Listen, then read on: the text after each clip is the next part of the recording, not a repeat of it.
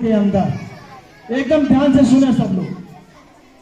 इंसाफ की डगर पे बच्चों दिखाओ चल के, ये देश है तुम्हारा, नेता तुम्ही हो कल के। इंसाफ की डगर पे बच्चों दिखाओ चल के, ये देश है तुम्हारा, नेता तुम्ही हो कल के। कोई गा सकता है?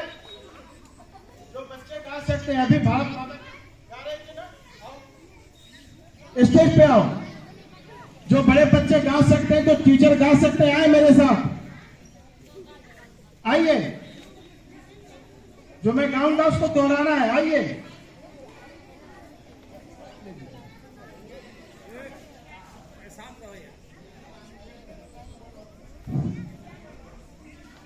अभी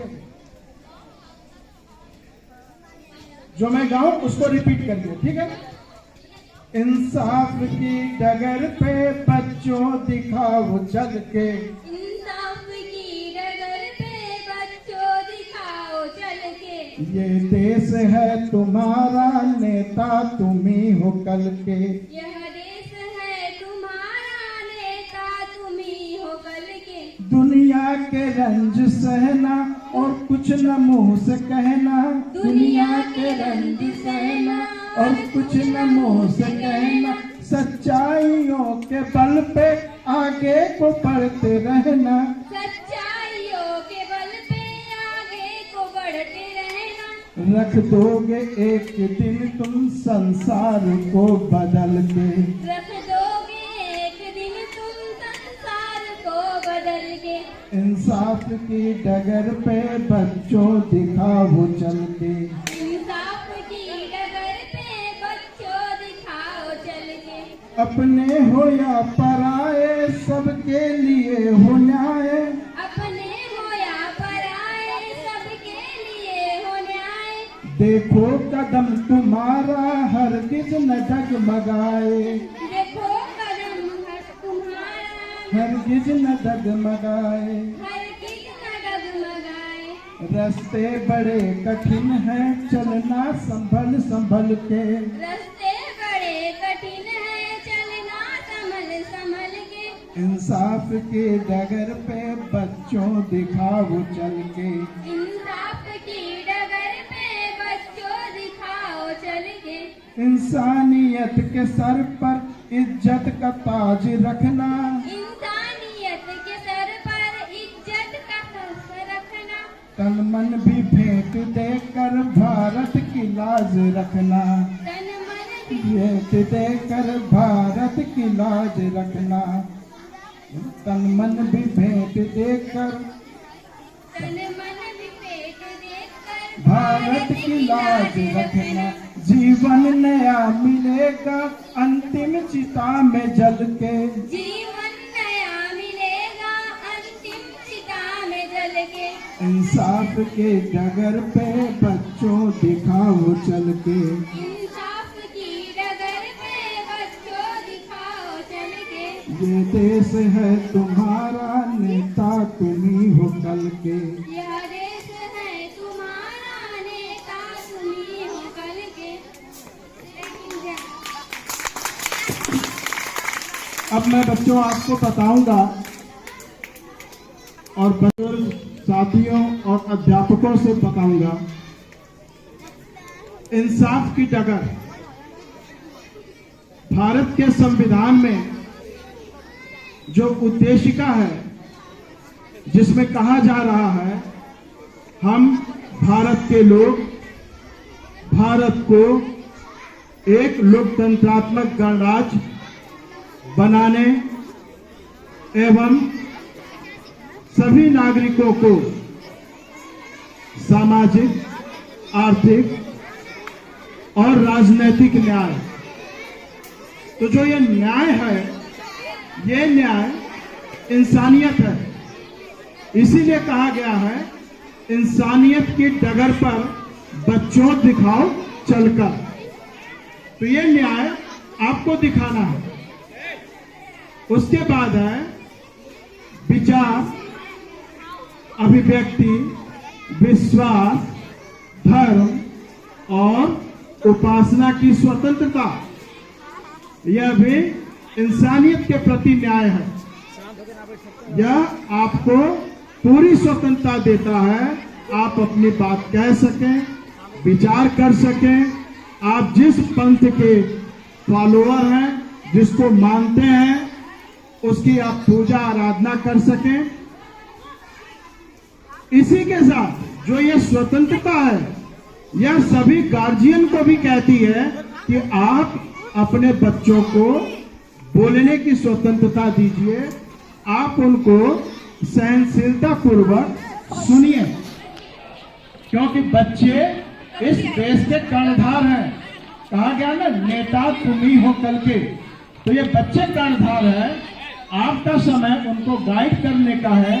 ये बच्चे जिस माहौल में पलेंगे, जिस वातावरण में पोसे जाएंगे, उसी वातावरण का असर आपको पड़ेगा। हमारे समय का वातावरण बहुत ही अच्छा था और आज हम आपके बीच में हैं, लेकिन वर्तमान का वातावरण बहुत प्रदूषित है। इसमें हमारे गार्जियन और शिक्षक वर्ग की बहुत बड़ी जिम्मेदारी है कि वो एक होमोजेनियस एनवायरनमेंट क्रिएट करें बच्चों के भीतर, क्योंकि आपका स्कूल भी एक समाज है, यह एक समुदाय को रिप्रेजेंट करता है, यह देश को रिप्रेजेंट करता है। तो आपकी जिम्मेदारी है कि आप बेहतर ढंग से बच्चों को पढ़ाएं, बताएं। केवल स्कूल के विषय ही नहीं, सामाजिक विषयों के बारे में भी बताएं। बच्चों को यह समझाने का प्रयास करें, बच्चों तुम यादव, मुसलमान, ईसाई, सिख, हिंदू नहीं हो, तुम सबसे पहले भारत के निवासी हो, भारत के नागरिक हो, तुम भारतीय हो। आप लोग जो भी फॉर्म भरते हैं उसमें आपकी नागरिकता भारतीय भरी जाती है। तो हम सब इस देश के नागरिक हैं और हमारी पहचान भारतीय है। We are Indian, our nationality is Indian, we are the citizen of India. तो हमारी पहचान क्या होनी चाहिए? जाति या धर्म की पहचान नहीं होनी चाहिए, हमारी पहचान भारतीयता होनी चाहिए। ये एक दिन में बच्चे नहीं समझेंगे, 10 साल में नहीं समझेंगे, लेकिन जो हमारी टीचिंग स्टाफ है, मैनेजमेंट है, वो अगर इसको जोर देता है इन बातों पर कि बच्चों के अंदर प्रेरणा बढ़े कि हमारी पहचान क्या है। तो हमारी पहचान भारतीय है। जब हम भारतीय रहेंगे तब हम एक राष्ट्र का निर्माण करेंगे।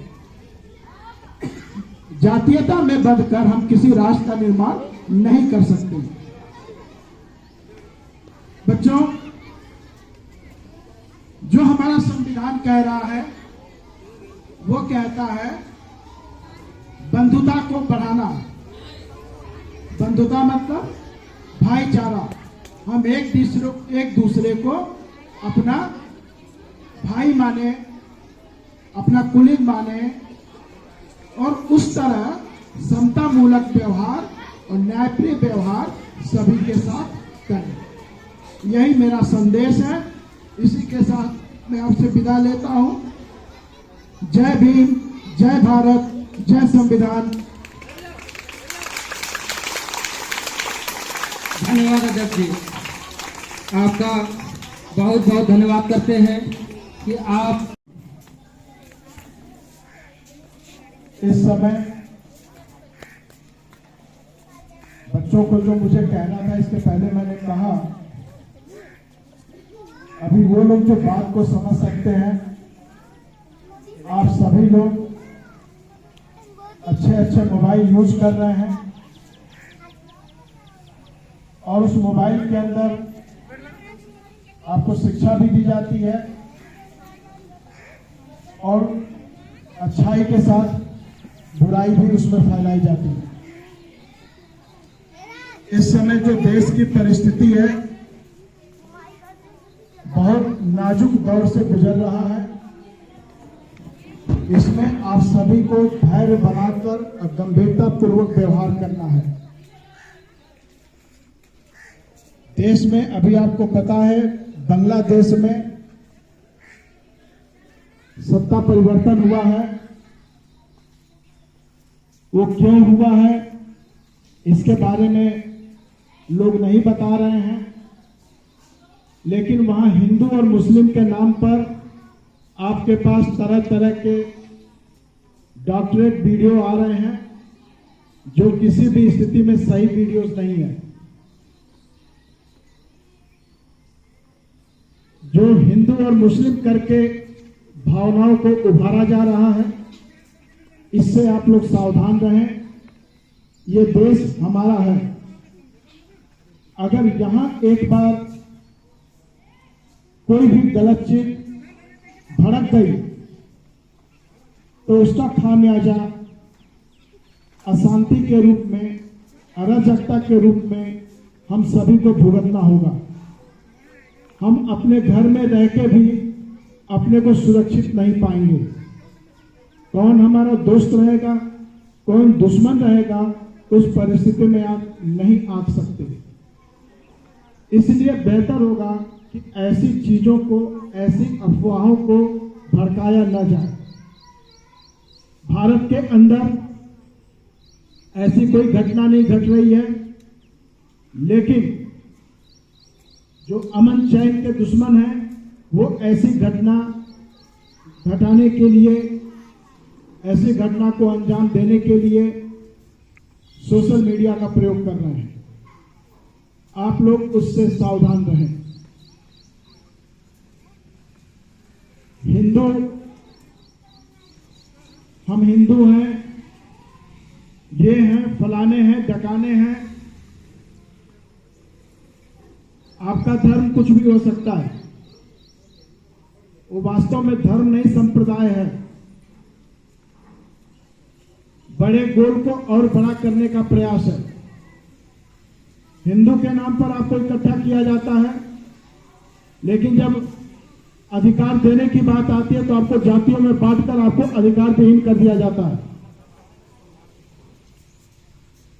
हमें ऐसी चीजों से बचना है जो हमारी भावनाओं को उभारता हो, आक्रोश में बदलता हो। इसका हमें ध्यान रखना है। दूसरी चीज जो मुझे खास आपसे कहनी है,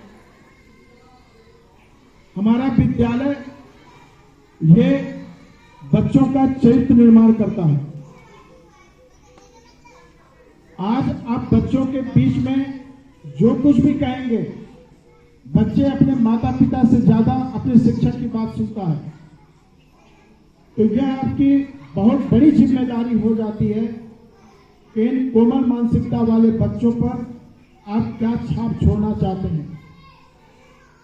आज अगर आप बच्चों को इस भारत के बारे में बताएंगे, इसके अंदर हो रहे सामाजिक बदलाव के बारे में बताएंगे, उन महापुरुषों को बताएंगे जिनके द्वारा यह भारत आज भारत होने जा रहा है, और उन शक्तियों से भी परिचय कराएंगे जिनके द्वारा इस भारत को विखंडित करने का भी प्रयास किया जा रहा है।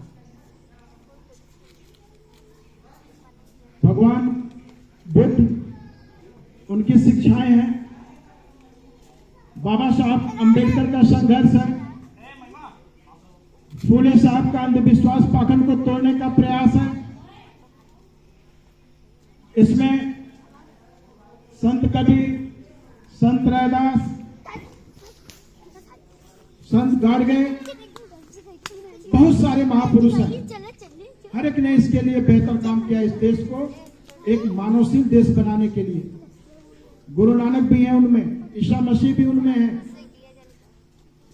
इसलिए हम अपने खाली समय में, खाली समय मतलब एक तो आपका स्कूल का टाइमिंग है, अगर आप लोग बाल सभा करें, जो आधे दिन का स्कूल चलता है, हम लोग के समय होता था, उस बाल सभा के अंदर बच्चों को ही प्रेरित करें, किसी महापुरुष के संघर्ष के बारे में, जीवनी के बारे में वो बतावे। तो बताने के साथ साथ बच्चे का भी ज्ञान बढ़ेगा, बाकी बच्चे भी सीखेंगे। इस तरह से हम इस विद्यालय के माध्यम से एक होमोजेनियस ह्यूमैनिटी डेवलप करने में सफल होंगे, समतामूलक समाज बनाने में सफल होंगे। और मुझे पूर्ण विश्वास है कि हमारे शिक्षकगण, शिक्षिकाएं इसमें अपना पूरा योगदान कर रही हैं और करेंगी। इसी तरह का हमारा एक स्कूल, मूल निवासी स्कूल करके जौनपुर में है, वहां भी ये चीजें हम बच्चों को शुरू से ही पढ़ा रहे हैं। हमारी जो पहचान होनी चाहिए वो भारतीय के रूप में होनी चाहिए, किसी वर्ग, संप्रदाय या जाति के आधार पर नहीं होनी चाहिए। आज जो बच्चे सीखेंगे, इनके आगे कम से कम भी नहीं तो इनकी उम्र में 70 साल अभी और जोड़ दीजिए, तब तक इस भारत का संचालन कर सकते हैं। जो हमारे बुजुर्ग हैं वो कितना चलेंगे? ज्यादा से ज्यादा 20 साल, 25 साल। इसके बाद